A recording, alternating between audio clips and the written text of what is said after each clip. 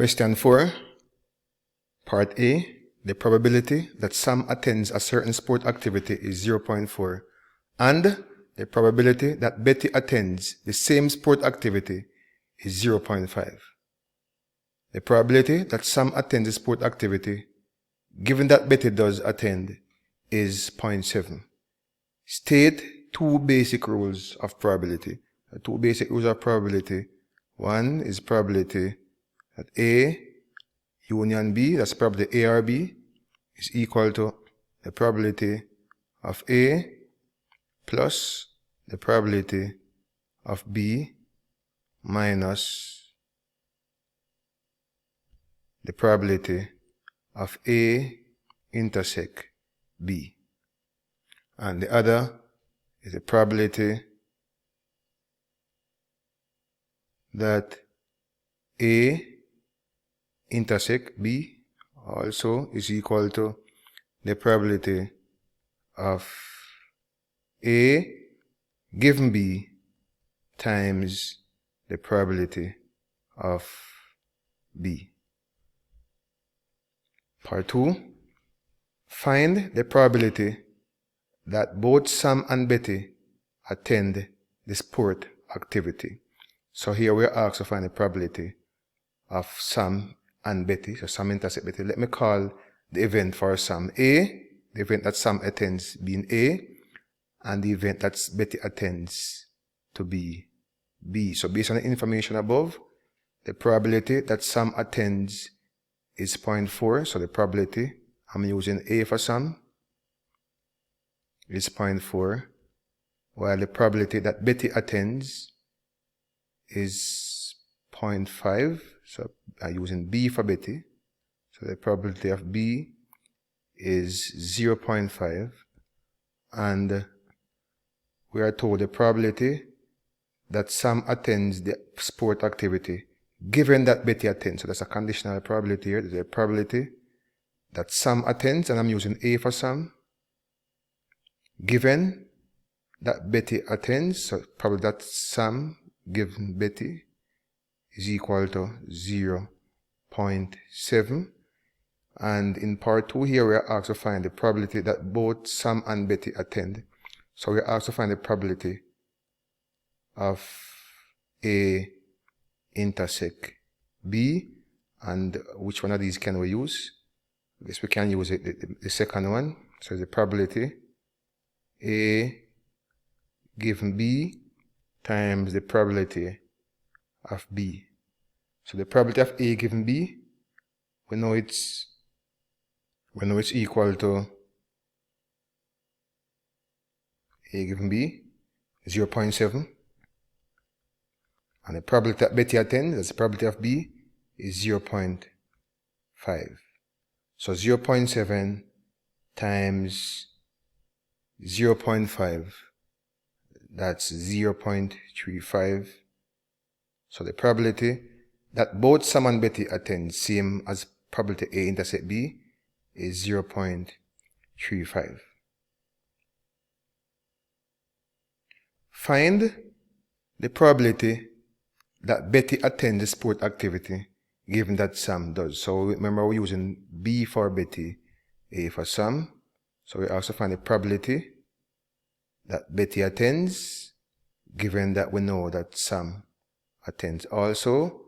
And the formula, again, is probability A intersect B divided by, here this time now divided by A. So probability divided by the probability of A. So we're using the formula for the conditional probability. So A intersect B, we know the value, the probability of A intersect B, which was found to be 0.35. So intersect B, replace it with 0.35. And the probability of A, that's the probability that Sam attends. Probability of A is 0.4.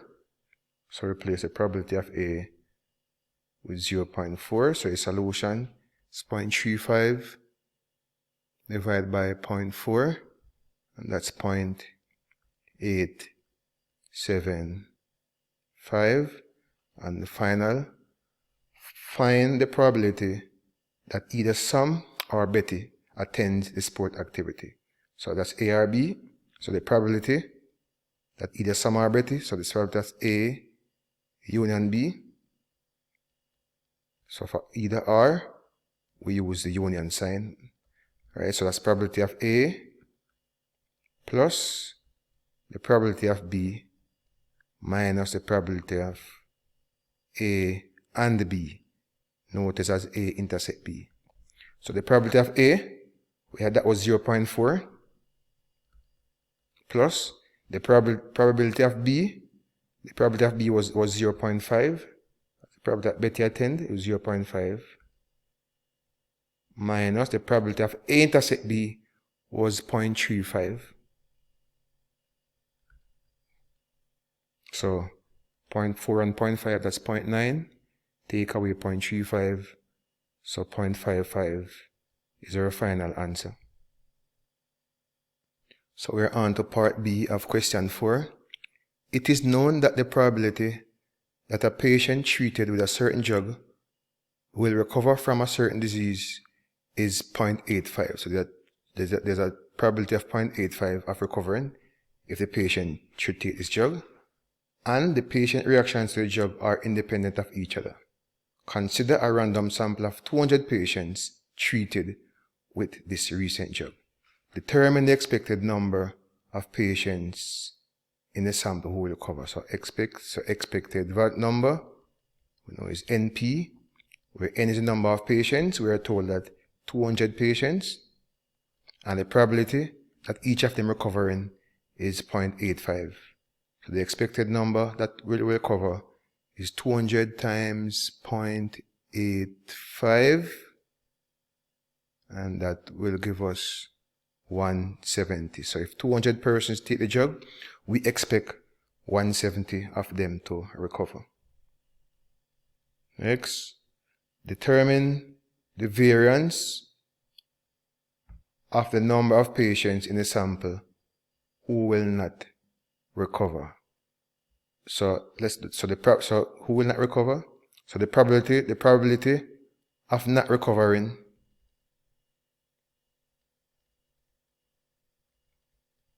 No, we know the chance of recovering is, we're told, is 0.85. So the chance of not recovering is 1 minus 0.85, which is 0.15.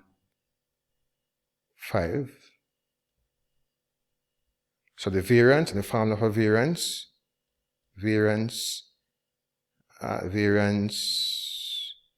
is NP times 1 minus P. So N, again, N is 200. The probability of not recovering, P, was 0.15, which means that 1 minus P would be 1 minus 0.15, and that's 0.85.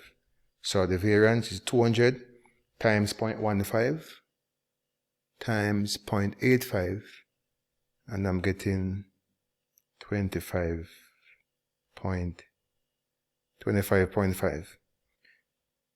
Determine the probability that the number of recoveries in the sample is less than 175 but greater than 160 using a suitable approximate distribution. So distribution just now was a binomial, so we're going to do what we call a normal approximation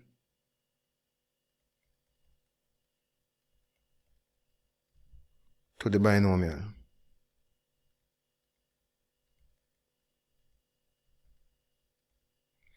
Now, so we need the mean, our mu, same thing as E of x, which found that already NP. On NP, we found NP, remember N was 200, and the probability of recovering was 0.85. So the mean, we found that to be 170. Let's write that again. The variance, we found the variance. And the variance on not recovering and recovering would be the same thing, NP, 1 minus P. So again, it's 200 times 0.15. Well, we're doing probability of recovering, so it's 0.85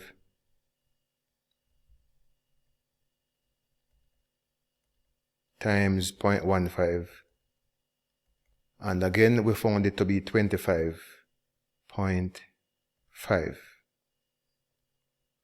So here we want to find the probability that the number of recoveries falls between 175 and 60.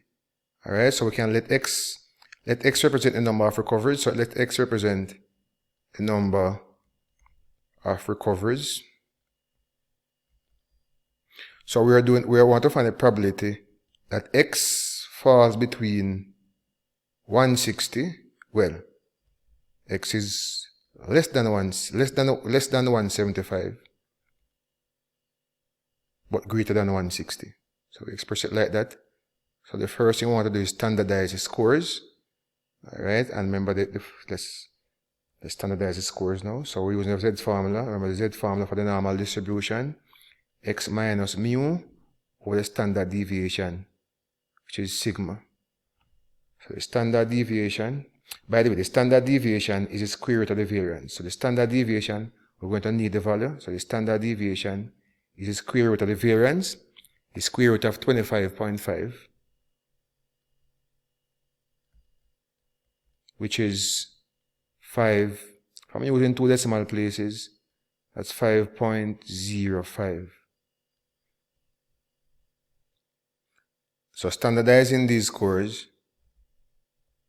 convert these x values to z values. So the z values, so we're using the formula x minus mu over sigma. So for the 175 minus the mean, which is 170, over the standard deviation, which is 5.05.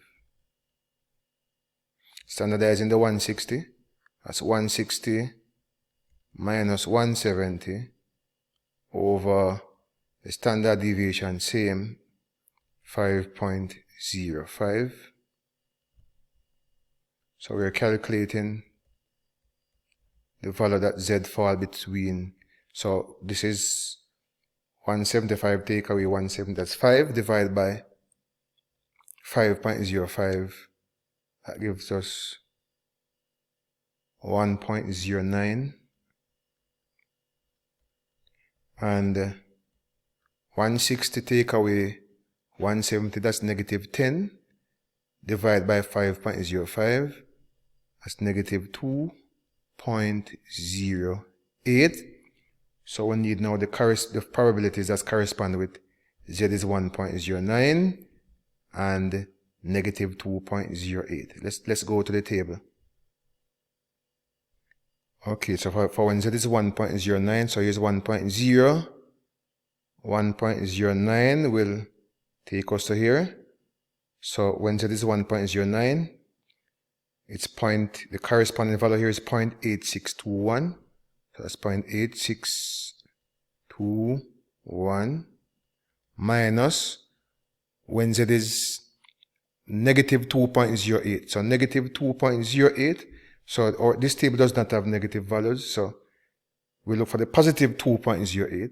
So 2.0 here. So 2.08 will be here. But what we want is the value for negative 2.08. So what we'll do is subtract what the table give, what the positive value give us, the positive z value give us. We'll subtract it from 1. So that's 0.9812.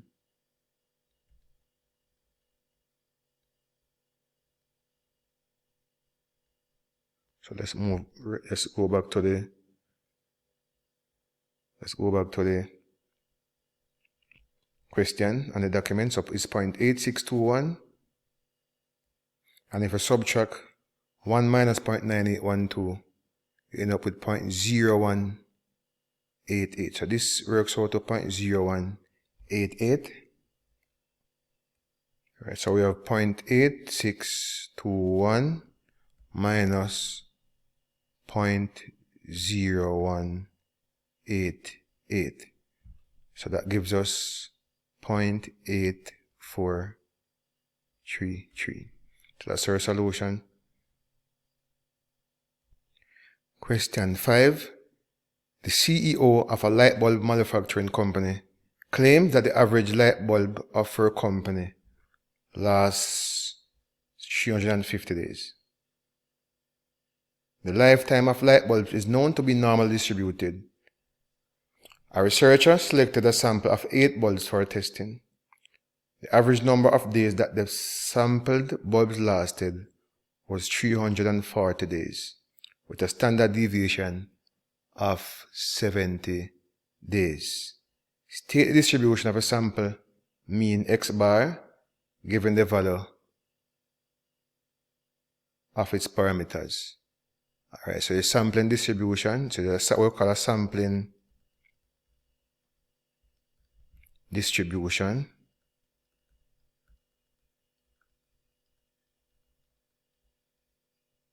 X bar, and the parameters x bar from the sample, the average of the sample was average number of days, sample like 40 days, so x bar, that's 340 days, so 340. We also know that the standard deviation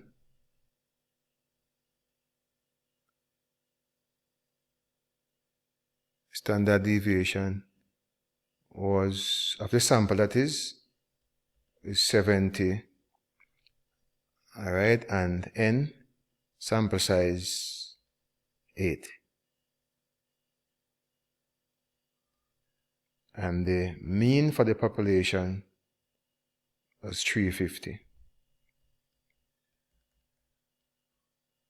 So this, remember, mu represents population mean, x bar represent sample mean. So this is for the population,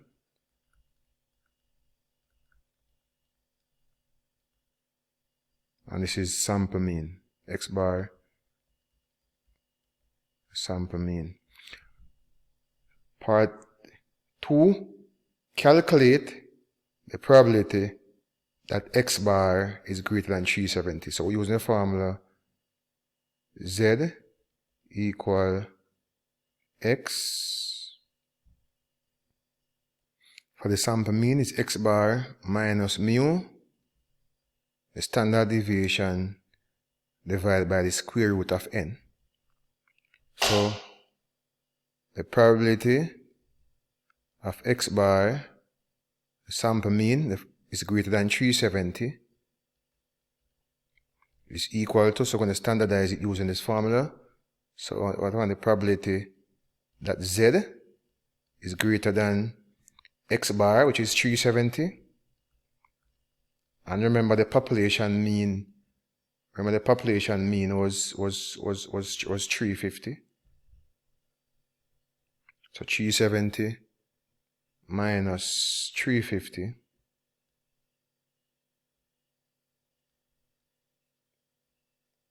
And the standard deviation for the sample was, 70. It was 70, right? So standard deviation was 70. And n was 6, right? N was 6. N was 8, sorry. Sample of 8 bulbs. Right, so n was 8. So 8 over, using the formula, is 8 over, well, standard deviation is 70, n is 8. So it's 70 over root 8. So calculate this, z is greater than, so 370 minus 250, that's 20, and 70 divided by root 8, that's 24.75, so 20 divided by 24.75, that's 0.81. So we find the probability that Z is greater than 0.81. So we can move now to our Z table. If it's Z, move to our Z table.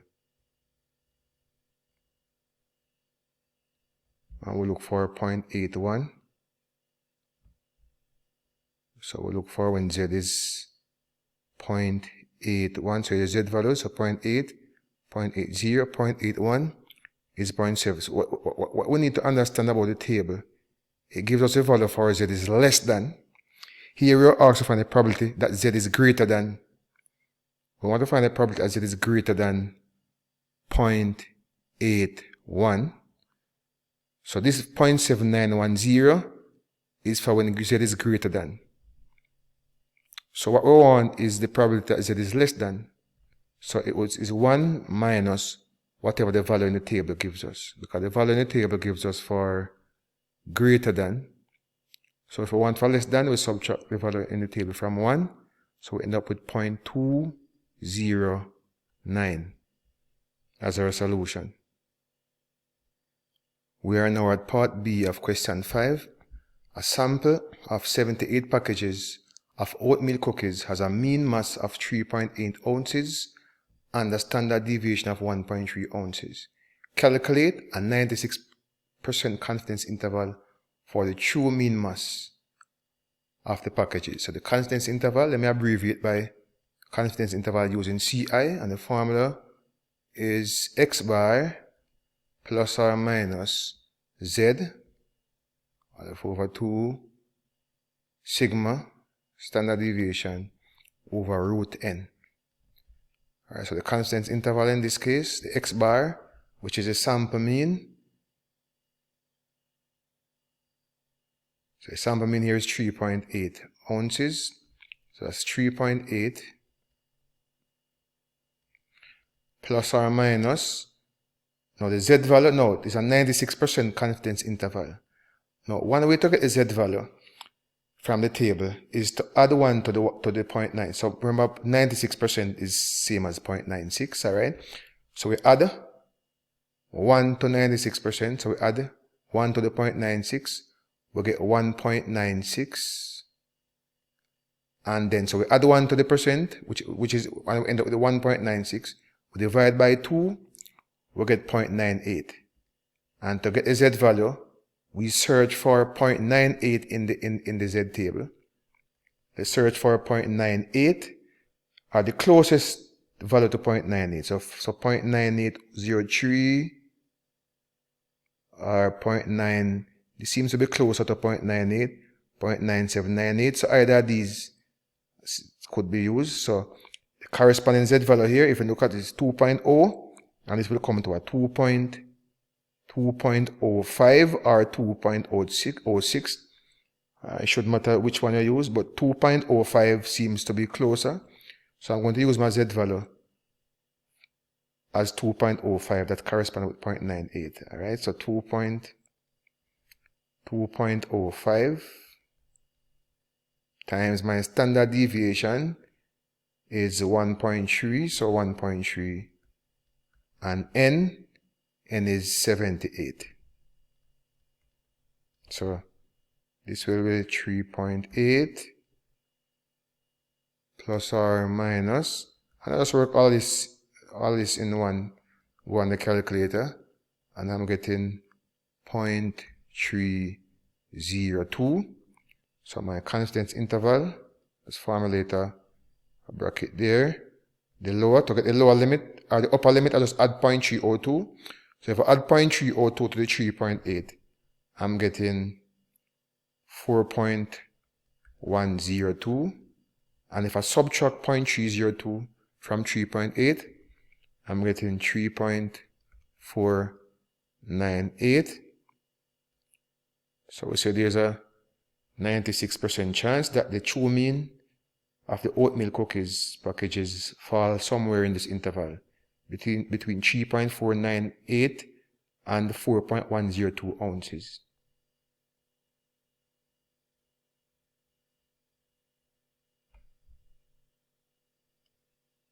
Part 2, determine the expected number of intervals that will contain mu, that's a mean, population mean, if 50 random samples of the packages of oatmeal cookies were taken and a 90% confidence interval of mu was found. Alright, so the expected number of intervals,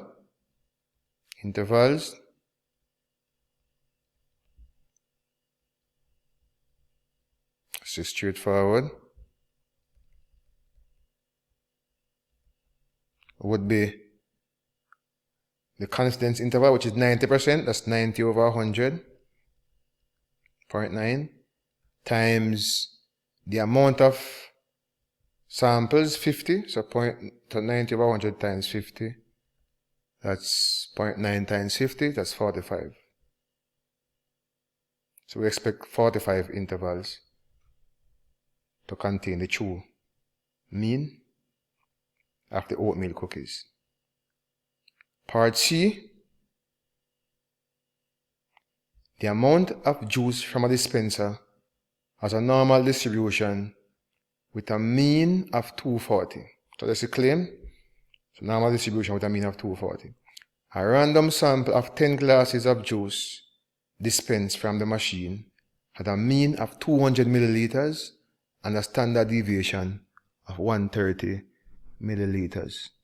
State two conditions that make the t-test appropriate for testing the hypothesis that on average the machine is not dispensing 240. So for this course we normally use either the z-test or the t-test to do the hypothesis testing. So which one should we use? So if you notice the random sample of 10 glasses, so the sample size is less than 30. And when that happens, we normally use a t-test. Alright, so we'll be using a t-test. So a t-test will be used. A t-test will be conducted. Since the sample size is small, it's 10, way less than 30. Oh, it's two conditions. So one more condition. So two, okay. So one is the sample size, it's small, less than 30. So we use not t-test. Normally 30 or above, we use the z-test. Alright, so this will be a t-test. Also, the data is continuous. So the data is continuous. So it's appropriate for a t-test. Notice it's in measurements, volume, milliliters, ml. So it's continuous data. What else? We could say the data follows a normal distribution also. So data is normally distributed. So we're giving you more than 2. Even though the ask for 2. Data is normally distributed. Another thing, random sampling was done. Alright, so random sampling was done. Was that said? So random sampling was done.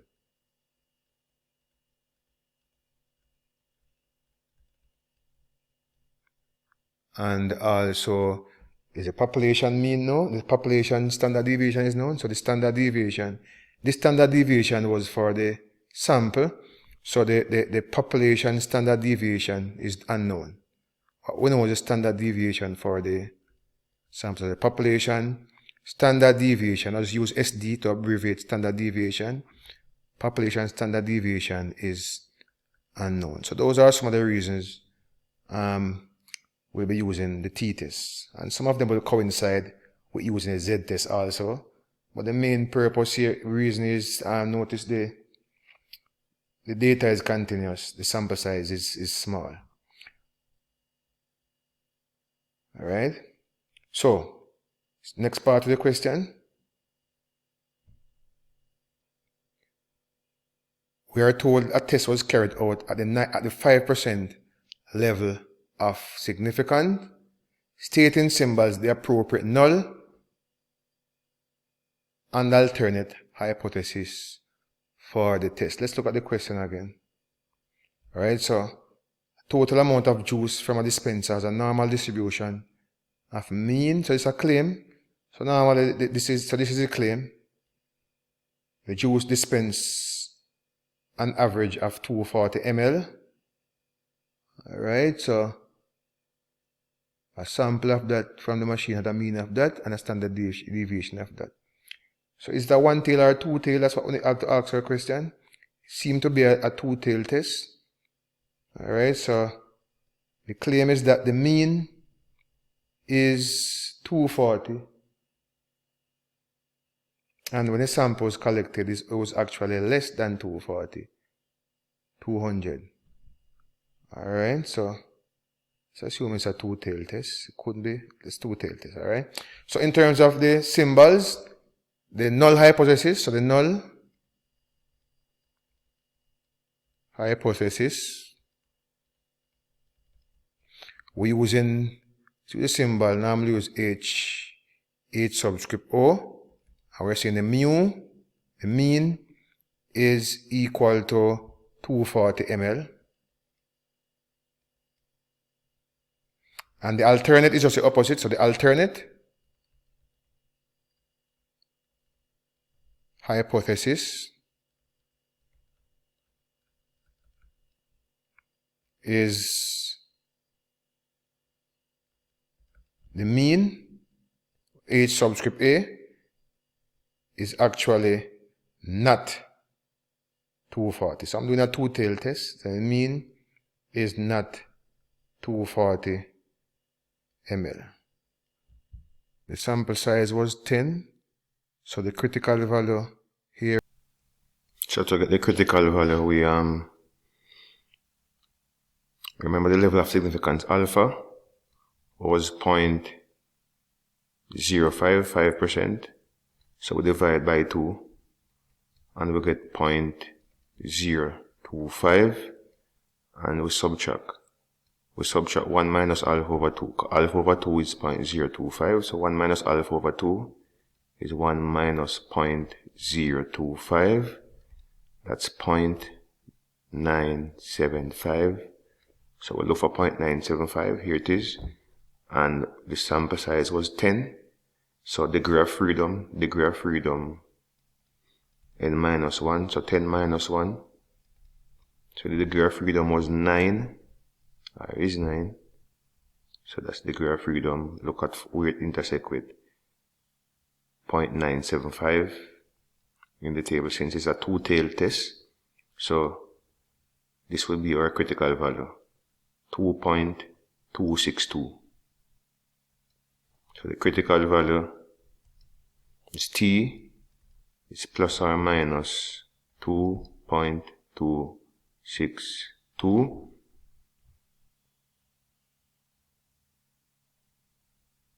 And the rejection area is 2.262. So let me just do a curve here. So we're 0 somewhere in the center there. So 2.262 plus or minus 2.262 in the positive and 2.262 over here.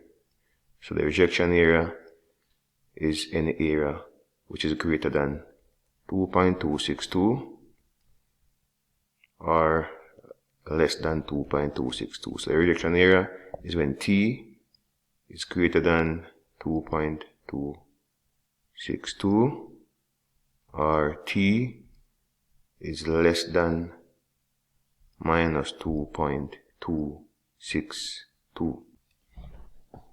Next, we're asked to calculate the test statistic.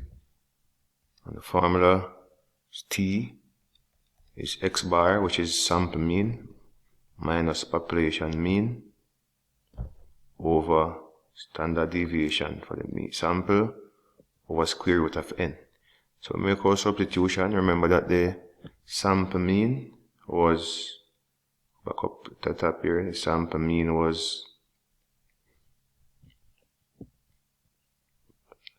mean of 200, population mean was 240, standard deviation was 130, and sample size n 10. So we substitute these values into the formula. We end up with x bar was 200, sample mean. Population mean, 240 ml. Standard deviation,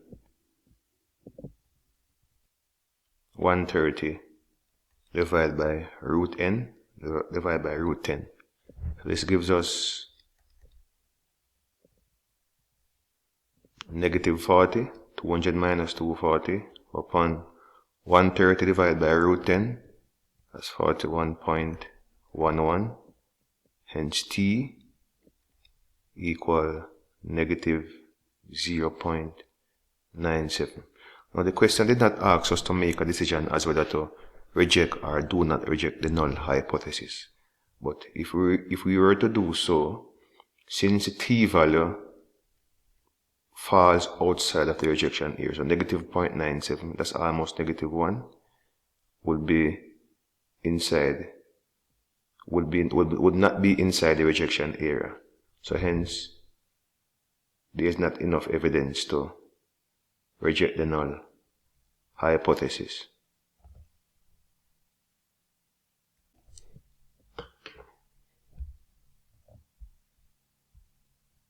There would be 1. A group of computer consultants investigated the relationship between a profit in Y, so profit is in thousands, so represented by Y, and the number of years of experience of the computer consultant assigned to each of 12 projects. So right away we're being told here that n is 12. The results are summarized as follows. So summa x, summa y, summa x square, summa y square, and summa xy, we're all given those values. Calculate the regression coefficients of a and b for the equation y on x. So the formula for a and b, let's look at what the formulas are. So the formulas for a and the formula for b, so it's wise to calculate b first, because to find a, you need b. So it's best we calculate the value of b first. So the formula for b is n summa xy. Let me just copy this into the on the question itself. So the formula for b is equal to n sum of xy minus summa x times summa y over n times summa x square minus summa x all squared. This formula is on the formula sheet. And we have all the values we need. Let's substitute them now. So n is 12, 12 projects, so n is 12. Summa xy, that's 38, 286, so it's 12 times 38, 286, minus summa x, that's 516, times summa y, that's 744, all over n, which is 12, times sum of x squared. Sum of x squared is 28, 740, minus sum of x all squared. Sum of x is 516, so 516 all square. So let me just pause the video and use my calculator to do this calculation. So the numerator works out to be 75, 528, and the denominator works out to be 78, 624. So that's equal to 0.961. Let's find the value of a now. So a, formula for a is, let me just check the formula for a. Here's it. A is is y bar, same as y average, minus b times x average. So A is y bar minus b times x bar. So A is y bar minus b times x bar. Now what is y bar? Y bar is just y average. So it's sum of the y values divided by n, and x bar is sum of the x values divided by n. So notice both of them have a common denominator of n. So we can just put n in the thing. N is what? 12. So both of them have a like denominators. Sum of y in the numerator now, sum of y is 744 minus b is 0.961. So what? 744 minus 0.961 times sum of x, and sum of x is 516. So times 516. So A is equal to, just in one go, can do this. A is 20.68. So those are A values. So it's in terms of the equation, y equal a plus bx. The equation would be, the equation is normally y equal a plus bx. The question did not ask us to state the equation, but the regression equation will be y equal a, which is 20.68, plus b, that's 0.961 times x. So that would be the regression equation.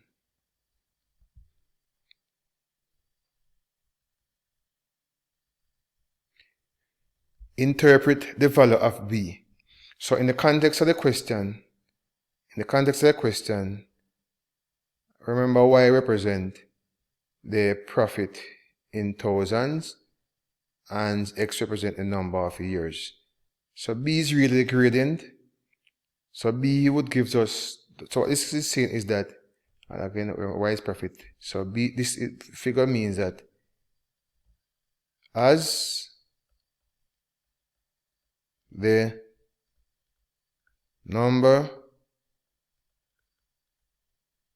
of years of experience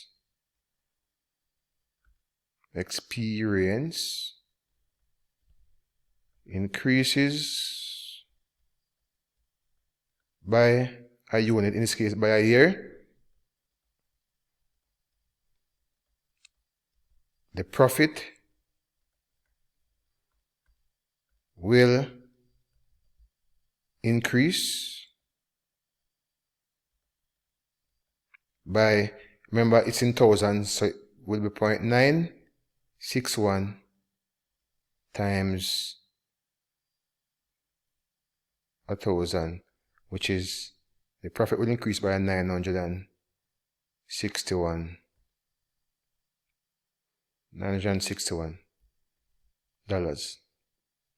So the 0.961 is simply the gradient, which represents the rate of change of y as x changes by a unit.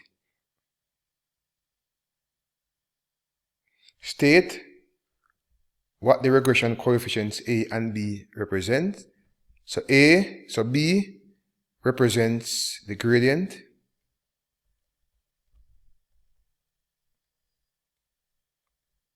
or the rate of change, or rate of change.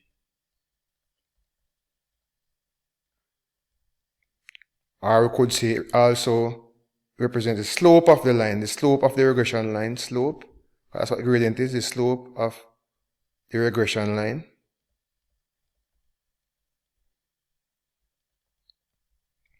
And A represents, if you compare it to y equal mx plus c, A is a constant, A represents the y-intercept. So A represents the y-intercept. Is where the graph will intersect the y-axis.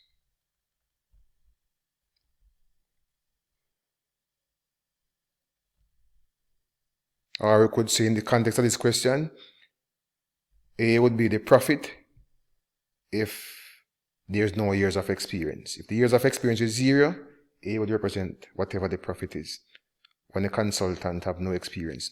Part 4, calculate the product moment correlation coefficient R. And the formula for R, let's look at the formula for R. Here's the formula for R. Here it is, the product moment correlation coefficient R. And I'll just copy this formula. I just copy this formula to the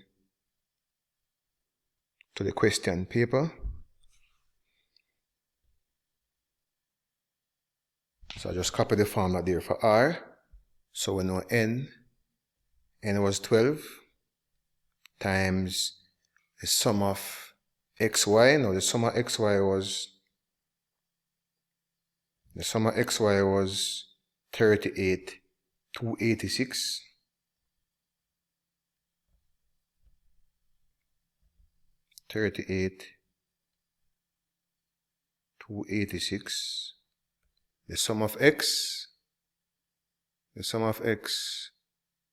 was 516 times the sum of Y was 744. So the sum of X was 716, sum of Y is 744. All over square root.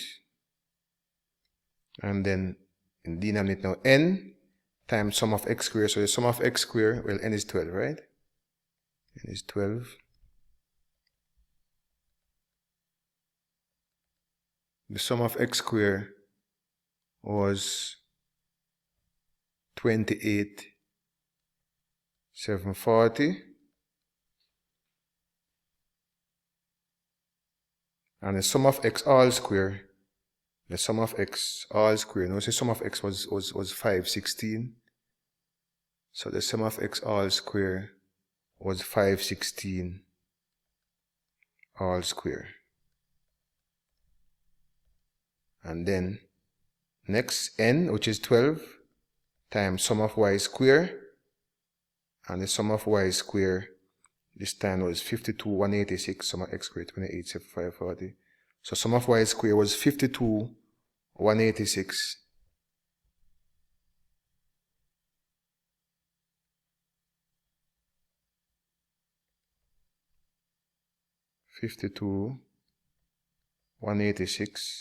Minus sum of Y, which is 744, all square. So we can do it numerator first. So the numerator, 12 times that minus 516 times that.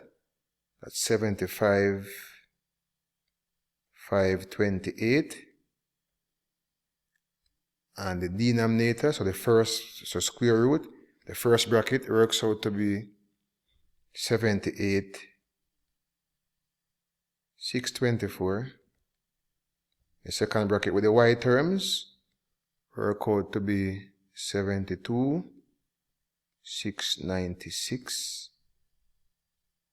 So R would be 75,528 divided by the square root, well, the square root of that product there, so that will work out to be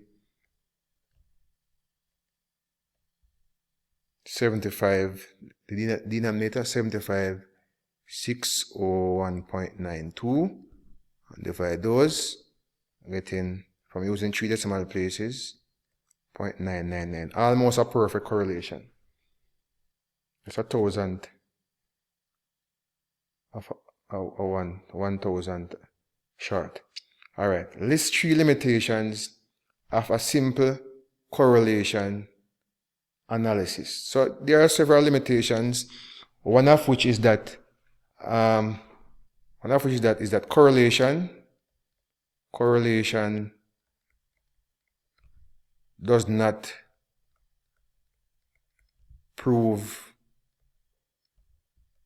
causation. That's one limitation. If two things are correlated based on the formula, based on the R value, does not mean that it's one variable that causes the other. Another limitation is the assumption that the variables are linearly related. All right, they don't have to be related linearly. Another is there may be other variables at play. So the effect of other variables are ignored. So in this case, we are matching profits with the number of years of experience. So there may be other things that affect the profit outside of the years of experience of the consultants. Let's move on. Grows a new variety which contains a higher concentration of THC with a mean of 320 kilograms.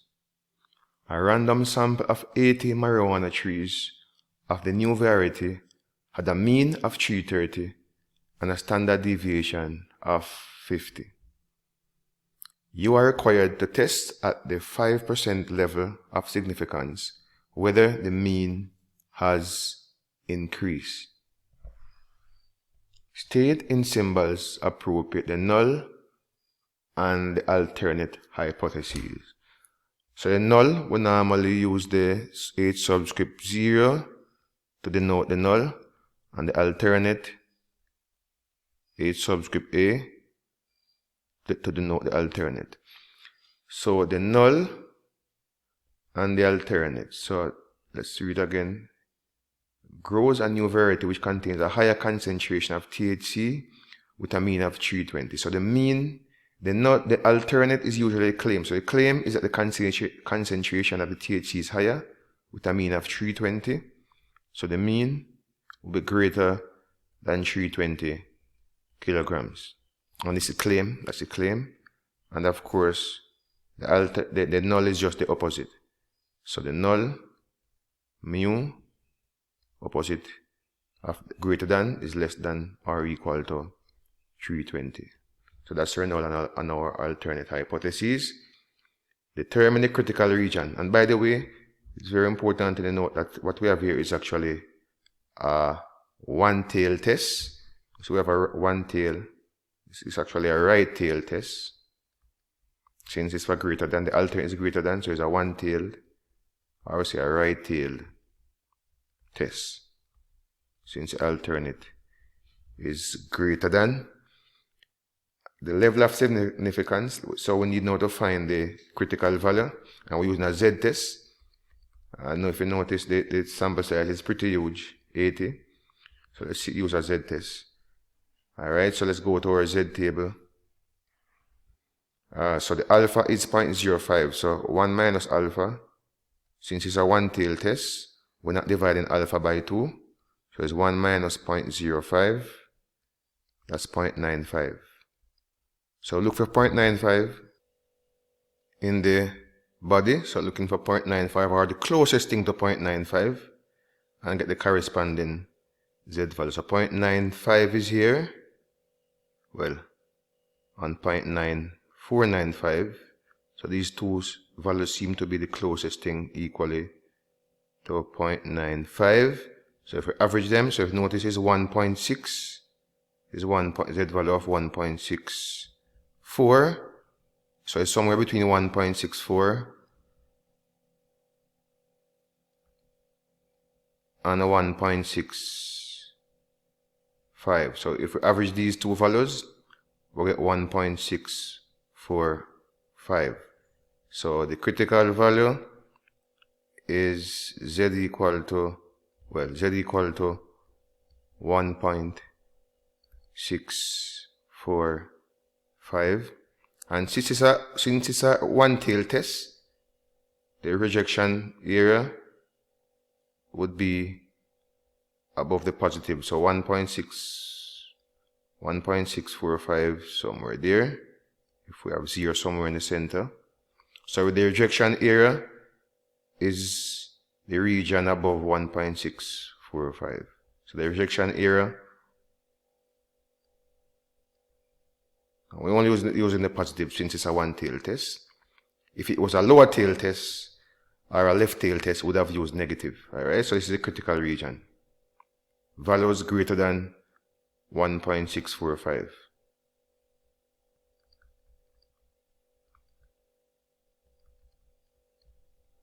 Let's move on. Calculate the test statistics. So the formula for the test statistics is same as for the t-test. X bar minus mu S over root n. So x bar, the sample, as a sample mean. Sample mean was found to be 330 kg.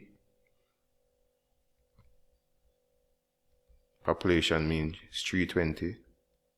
Standard deviation was found to be, standard deviation is 50 and n sample size 80. So standard deviation 50 divided by root n, which is root 80. So that's negative 10, well, positive 10. 330 minus 320 over 50 divided by root 80. That's 5.59, and that gives us a z value of 1.79. Of course, it's larger than the critical value, so obviously it falls in the rejection area.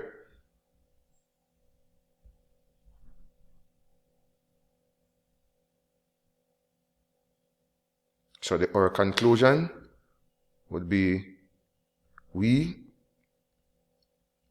reject the null and conclude that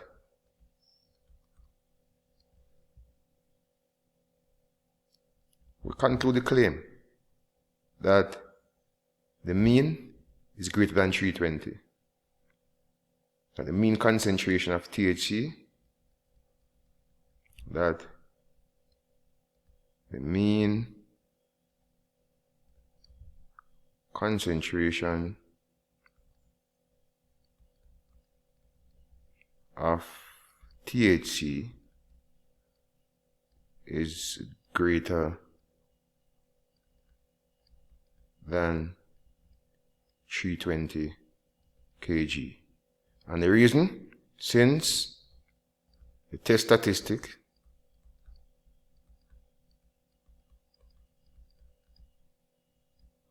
of 1.79, which we just found, is greater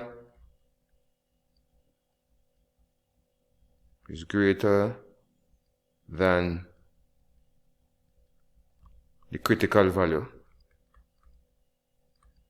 And the critical value was 1.645.